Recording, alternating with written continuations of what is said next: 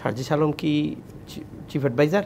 ফেসিবাসের জন্য আওয়ামী লীগই কিন্তু এদেশের মানুষ রাষ্ট্র ক্ষমতা থেকে সরিয়েছে। এটিও তাজ রহমান, আপনি কি বলবেন যে আসলেই কি বিভাজন বাড়াচ্ছে, বা আমরা যেটি বলছি বারবারই মেরুকরণ, এবং আব্দুল সালামও যেটি বলেন যে ঐক্যমতের কথা রাজনৈতিক দলগুলো, সেখানে কি আরও এক ধরনের অস্থিরতা তৈরি করবে? ধন্যবাদ আপনাকে এবং আমার দুই সহবিজ্ঞ আলোচক মান্না ভাই, সালাম ভাই, দর্শক সবাইকে সালামের শুভেচ্ছা। একটা কথা খুব আমার লেগেছে, যেটা বলা হলো সংবিধানকে কবর দেওয়া হবে। মান্না ভাই, সালাম ভাই দুজন বলেছেন যে দাম করে আপনারা সংবিধানকে কবর দিয়ে ফেলবেন।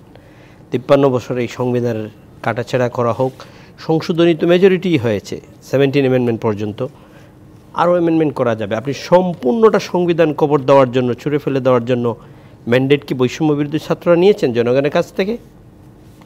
সেটা তো নেন নাই। আপনি আগে ম্যান্ডেট নেন, পাবলিক ম্যান্ডেট দেখ আপনাকে যে আমরা দিলাম ম্যান্ডেট, সংবিধানটা আপনারা ছুঁড়ে ফেলে দেন, কবর দিয়ে দেন। আপনারা আন্দোলন করেছেন, আমাদের সম্মান, শ্রদ্ধা, ভালোবাসা সবই আছে আপনাদের প্রতি। মান্না ভাই বলেছেন, সালাম ভাই বলেছেন, আমিও বলছি, আমাদের আছে। কিন্তু আপনারা এমন কথা বলবেন না যে জাতিকে অপমান করা, রাজনৈতিক দলগুলোকে অপমান করা। এইটার মধ্যে থেকেই কিন্তু আমরা এই দেশ এখনও চলছে, এই সরকার চলছে। সংবিধান কিছু আপনার হাইব্রিড, এই সংবিধানের আলোকেই তো এই সরকার আছে, অন্তর্বর্তী সরকার। সার্জিস আলম আবার বলেছেন আগামী 2 মাসে অনেকগুলো দল আসবে। সার্জিস আলম কি চিফ অ্যাডভাইজার? উনি একটি ব্যক্তি, ওনার বক্তব্য থাকতে পারে, ওনার দল আসতে পারে। অনেকগুলো দল আসুক, অসুবিধা তো নাই। বাংলাদেশের রাজনৈতিক দল করার আপনার আমার সবার সাংবিধানিক অধিকার আছে, করেন, অসুবিধা নাই।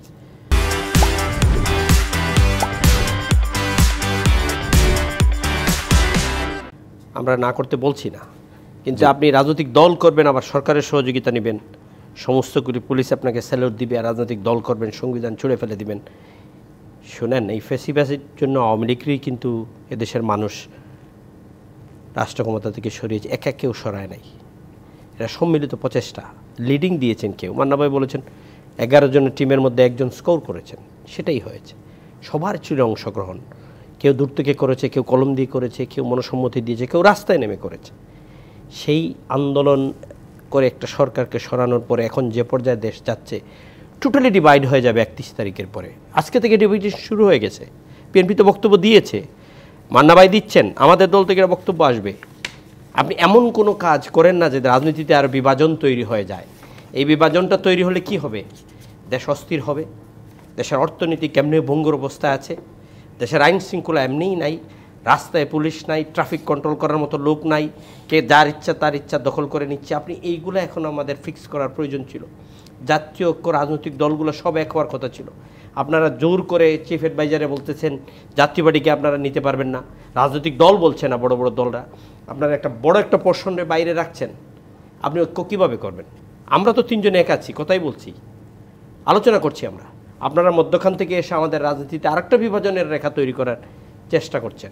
এটা যদি তৈরি করা হয়, এই দেশের জন্য ক্ষতি হবে। ওনাদেরকেও মনে রাখতে হবে, চিরদিন রাষ্ট্র ক্ষমতায়, রাষ্ট্রের ক্ষমতায় পাওয়ার ব্যবহার বলয় থাকা, ব্যবহার করা, এটা সবসময় এক দাসে যায় না। সুতরাং মাথায় রাখতে হবে, আজকে আছেন আপনি পাওয়ার বলয়ে, কালকে পাওয়ার বলে নাও থাকতে পারে। এমন কিছু করবেন না মানুষ যেন আপনাদেরকে আবার সেই ফ্যাসিস্টের মতো স্মরণ করতে হয়।